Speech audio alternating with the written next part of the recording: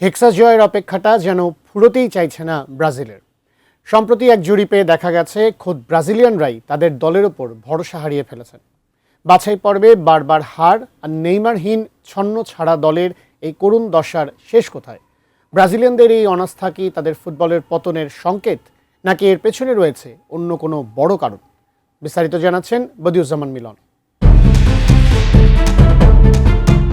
24 বছর ধরে বিশ্বকাপে নিজেদের ছায়া হয়ে আছে ব্রাজিল। 2002 সালের পর বিশ্বকাপ জিততে পারেনি সেলেসাওরা। 2026 সালেও যে জিতবে এমন আশাও ক্ষীণ, এমনটা ভাবছেন অধিকাংশ ব্রাজিলীয়ই, যার ফলে বিশ্বকাপ নিয়ে আগ্রহেও ভাটা পড়েছে তাদের।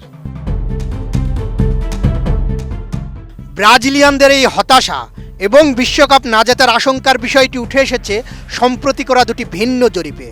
জেনিয়ালো কুয়েস্টের করা এই জরিপ অনুযায়ী মাত্র 25% ব্রাজিলিয়ান মনে করেন তাদের দল এবারের বিশ্বকাপ জিতবে। অন্যদিকে 68% মানুষই মনে করেন এবার ব্রাজিল ট্রফি জিততে পারবে না। কোয়ালিটি সম্পন্ন আন্তর্জাতিক মানের steel bar CSRM, committed for better steel. Datafolha ব্রাজিলের অন্যতম প্রভাবশালী গবেষণা সংস্থা। তাদের জরিপে দেখা গেছে মাত্র 29% ব্রাজিলিয়ান তাদের দলের জয়ের ব্যাপারে আশাবাদী, যা 1994 সালের পর থেকে সর্বনিম্ন। নেইমারকে নিয়েও জরিপে মতামত রয়েছে। জেনিয়াল কুয়েস্টের জরিপে 45% মানুষ নেইমারকে বিশ্বকাপ দলে চান না বলে জানিয়েছেন। তবে ডেটাফোলহা বলছে 53% সমর্থক তাকে কার্লো আনচেলোত্তির দলে দেখতে আগ্রহী। এছাড়া 46% সমর্থক মনে করেন ব্রাজিল কোয়ার্টার ফাইনালের বেশি এগোতে পারবে না।